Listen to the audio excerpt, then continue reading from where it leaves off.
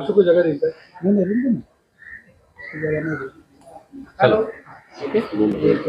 Okay तर फक्त 2 दिवस राहिले अजून म्हणजे अरे महाराष्ट्र अमर फॉर्म यादी अजून समोर आली नाहीये किती वेळ लागेल नाही, आमची यादी तयार आहे. एबी फॉर्म पण आलेले आहेत.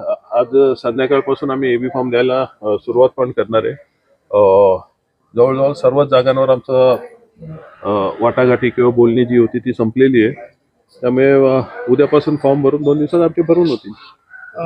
सर तुम्ही सांगितलं होतं की युती नाही होणार, 30 तारखेला युती तुटणार, आज 28 तारीख आहे आणि काल युती झाली आहे. युती अशी शब्दशः झाली पण मनाने तुटलेलीच आहे. बघा अजून 2 दिवस काय काय होतंय ते. आमच्याकडे भरपूर आमच्यातले जे पैसे घेऊन गेलेले अशा लोकांचे फोन येतात, आता आम्हाला परत घ्या. आम्ही त्यांना दरवाजे कायमचे बंद केलेले आहेत. परंतु बाकीचे पण यांनी जे खेळ केलेले आहेत किंवा पक्षांतर्गत यांची जी चढाओढ होती किंवा खूप लोक 10 वर्ष झाली इलेक्शन झालेले नाही, त्यामुळे खूप कार्यकर्ते जे असतात प्रत्येक पक्षातले इच्छुक असतात, ज्यांनी 5-5, 10-10 वर्षे मेहनत केलेली, अशी लोक नाराज झालेले आम्हाला दिसत आहेत सध्या तरी. आणि युती अशी यांची झाली असेल दिसते वरवर, परंतु ती तसं नाहीये. ज्यांनी सांगतात की मराठी व्यापाऱ्यांना मारण झाले तर जसं तसंच करतो. कोणी कोणाला कोण व्यापाऱ्यांना कोणी मारायला जातोय का? मुनी लोकांनी त्यांचं काम करावं. राजकीय पक्षांच्या सुपाऱ्या घेऊ नयेत. अनेक जैन लोक आमचे मित्र आहेत, व्यापारी आहेत, कोणी सांगावं इथे कोणाला काय त्रास होतोय का? मला वाटतं या राजकारणात अशा लोकांनी साधू संत पवित्र काम करत असतात, त्यांनी पडायला नाही पाहिजे. एक समजूतदारीने तणाव व्हायचं काम एका बाजूने होत जरी असेल कदाचित, तर तो निवळेल कसं या मागे बसायला पाहिजे.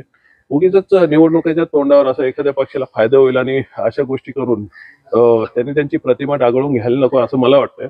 अत्यंत नम्रतापूर्वक सांगतो की काही गोष्टी विचार करून सगळ्यांनीच बोलायला पाहिजे.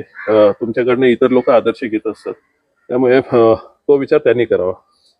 ज्या पद्धतीने कल्याण डोंबिवली पाहिलं, इतर ठिकाणी भाजप आणि शिवसेना यांच्यामध्ये जे सीट जागा वाटपची चर्चा आहे, त्यानंतर त्यांच्यामधला संताप बाहेर निघतोय, कसं पाहता या सगळ्यामध्ये? नाही, निघेलच ना. कारण काय आहे माहिती, ह्या लोकांनी निवडणुकीच्या तोंडावर किंवा त्याच्या जरा आधीपासून जी चढाओढीच्या मागे लागून चढाओढ करून जे आयात केलेले काही लोक आहेत, ते पैसे देऊन केले असेल किंवा निवडून येईल म्हणून काही लोकांना हे केलं असेल, काही लोकांना काही भीती दाखवून केलं असेल, अशी लोक तयार झालेली असताना, याचा हाऊसफुल झालेला असताना हा जो उद्रेक तुम्ही बघाल की काल खरं तर नाशिक पासून सुरू झाला.